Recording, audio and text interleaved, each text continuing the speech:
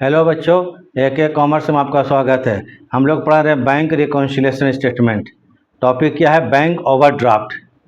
ठीक है, हम लोग सिंपल मेथड खत्म चुके हैं, क्योंकि BRS दो कंडीशन बनता है। एक सिंपल सिचुएशन में, इसको हम खत्म कर चुके हैं, इसका हम 4-5 क्लास दे चुके हैं, देख लीजिएगा। ठीक है, अभी हम लोग जो पढ़ रहे हैं वो क्या चीज़ है? Bank overdraft. ये दूसरा कंडीशन है। बैंक ओवरड्राफ्ट क्या होता है, इसको सिंपल वे में समझ लीजिए, उसके बाद क्वेश्चन बताएंगे। जैसे मान लीजिए किसी व्यापारी का बैंक में रुपया जमा है 10,000 रुपया। किसी व्यापारी का, ट्रेडर का बैंक में डिपॉजिट कितना है? पैसा 10,000 है, और वो बैंक से 15,000 रुपया निकाल लेता है। तो कितना ज़्यादा निकाल लिया? 5,000 ज़्यादा निकाल लिया बैंक से।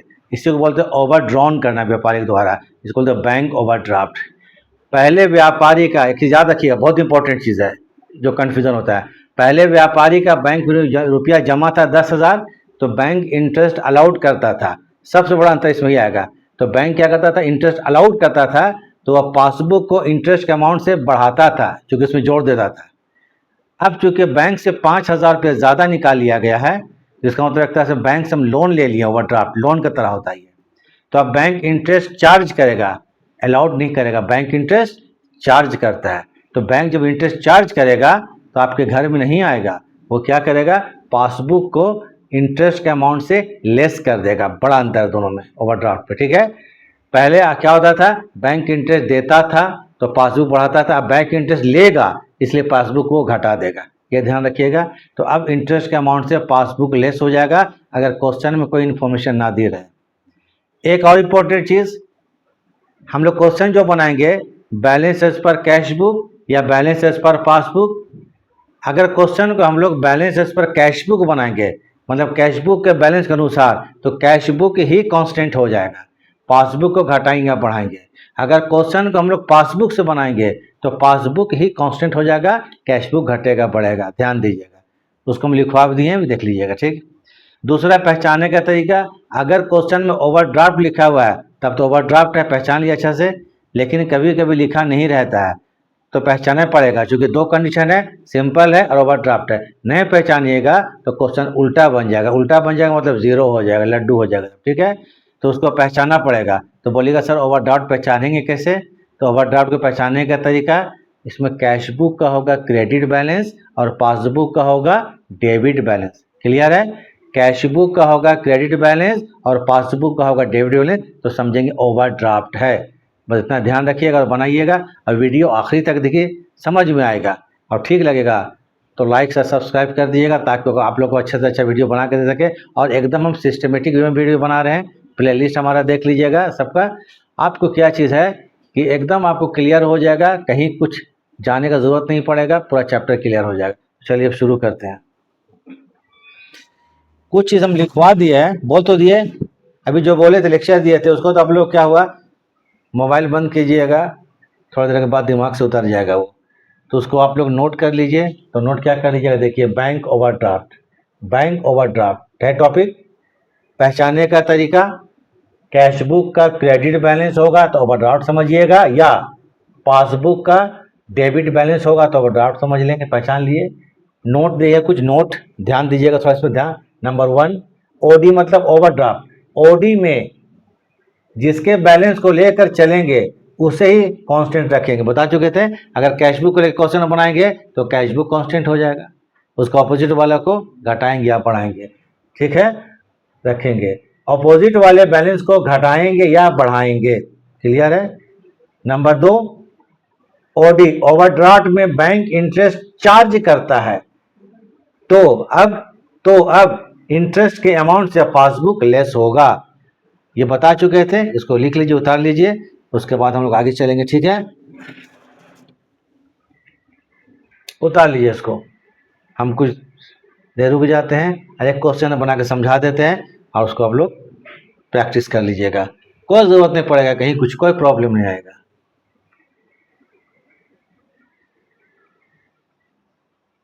चलिए मिटाते हैं, क्योंकि अपना काफ़ी है।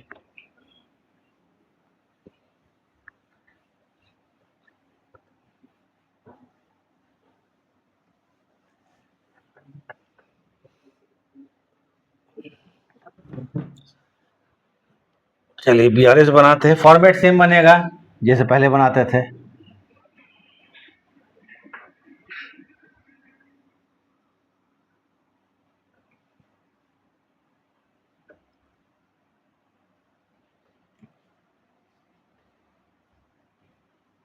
ठीक, पहला कॉलम क्या होगा, पर्टिकुलर होगा।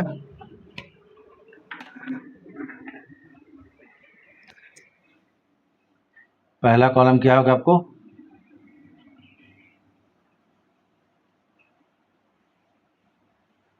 पर्टिकुलर, ठीक है। अमाउंट का दो कॉलम होगा, इनर कॉलम जिसको बोलेंगे इनर, इसमें हम लोग रफ काम करेंगे। ये फाइनल कॉलम इसको तो outer column, inner column and outer column, ये रूप है, ठीक है। अब इसके हेडिंग लिख लीजिए, क्या बना रहे हैं, बैंक रिकॉन्स्ट्रक्शन बना रहे हैं, किसके लिए, मोहन के लिए बना रहे हैं 31 मार्च 2025 को। तो चलिए यहाँ लिखते हैं bank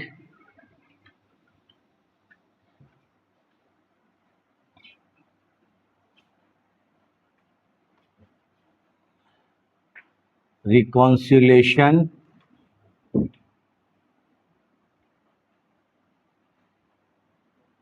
statement of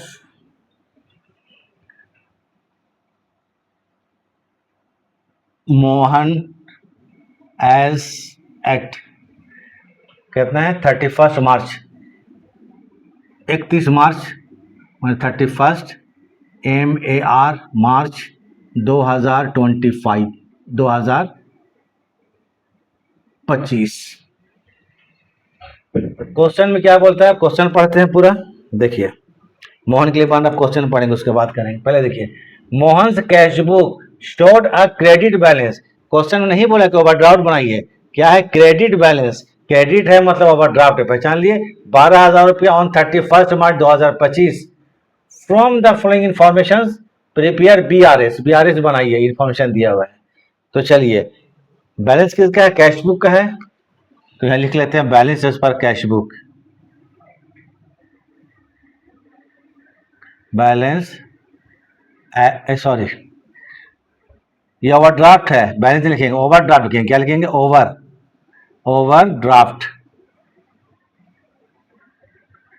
overdraft as per cash book. ये अमाउंट कितना है 12,000, 12,000 है, लिख दिया गया। एक यहाँ पर ऐड लिख लीजिए,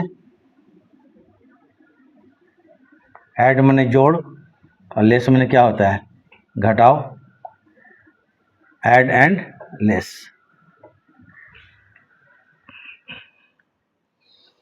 पढ़ते हैं और करते हैं। उसके बाद देख लीजिए यहाँ पर ये क्या बना रहे हैं, 2 बार दे दिए, ये बार 2 दिए, क्यों दिए है, एक हम लोग बनाते हैं क्वेश्चन में पी मतलब पासबुक, ये पासबुक है, सी मतलब कैश बुक। क्योंकि क्वेश्चन को कैश बुक बना रहे हैं तो कैश बुक क्या हो जाएगा हमारा, कांस्टेंट हो जाएगा, कांस्टेंट, कैश बुक क्या हो जाएगा कांस्टेंट, ठीक है। कांस्टेंट का मतलब ये हो गया, समझ लीजिए कि हम कैश बुक कुछ नहीं कर सकते हैं, ठीक है।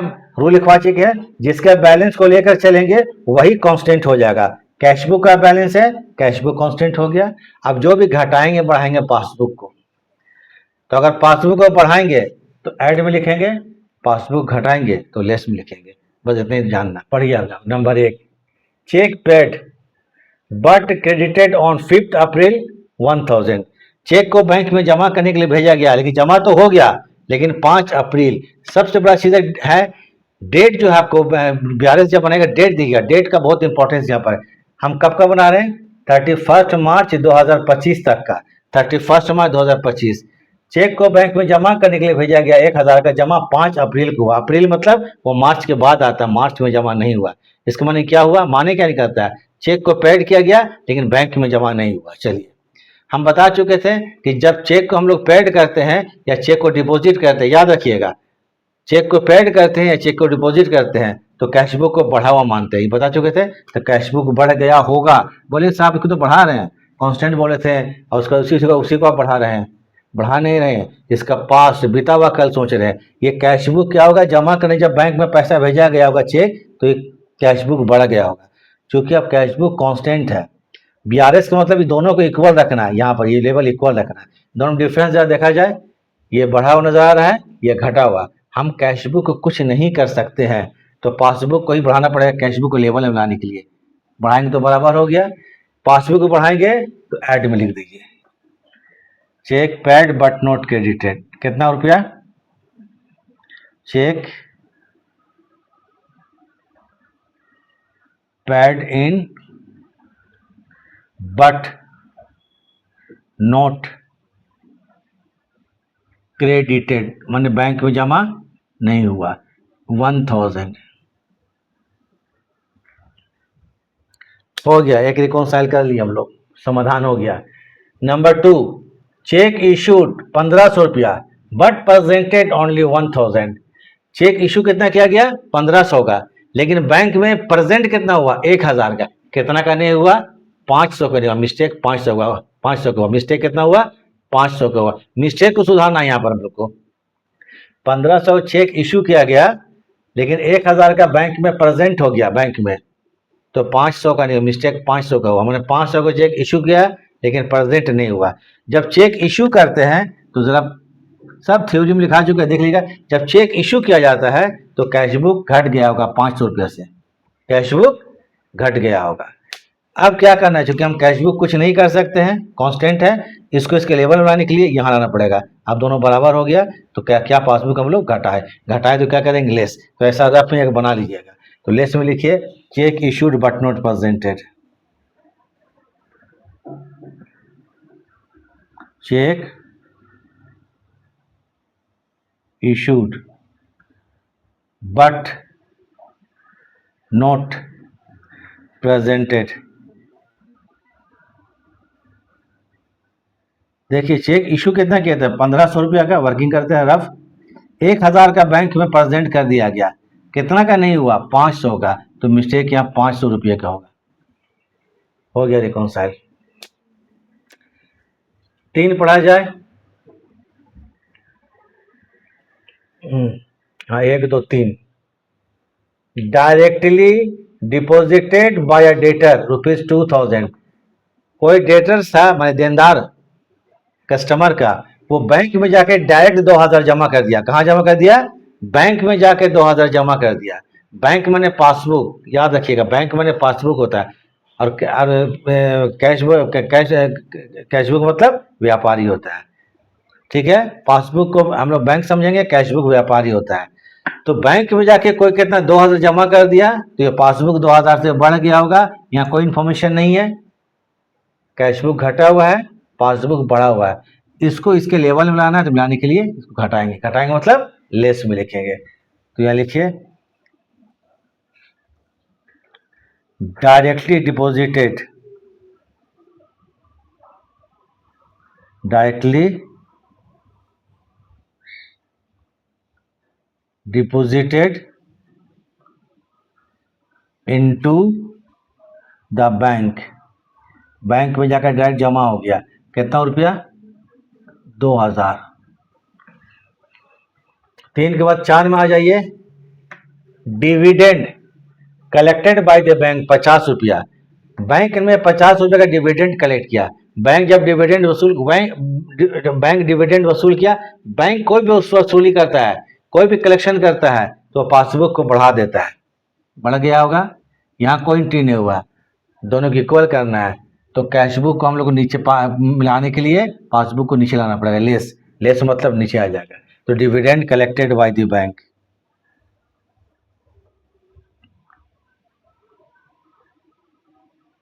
डिविडेंड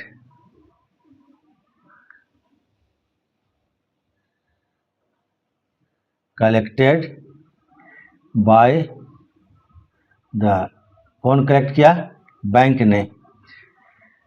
ये कितना रुपया का, 50 रुपीज़ है, तो यहाँ लिख लीजिए 50 रुपया। इंटरेस्ट ओवर ड्राफ्ट, क्या है? इंटरेस्ट ऑन ओवरड्राफ्ट 100 रुपया।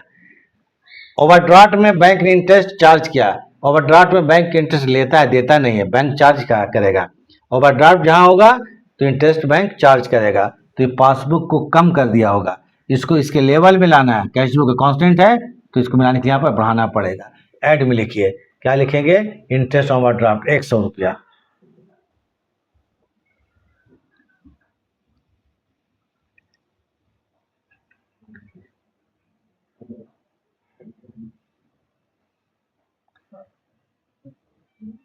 Interest on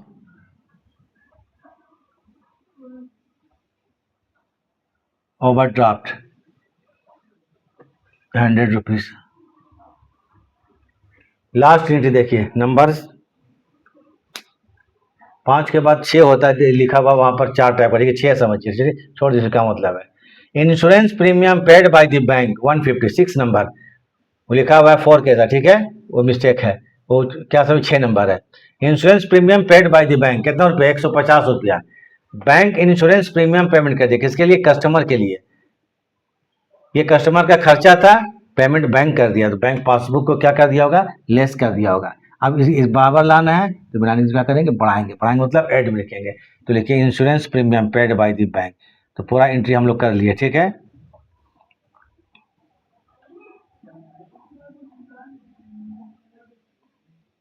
insurance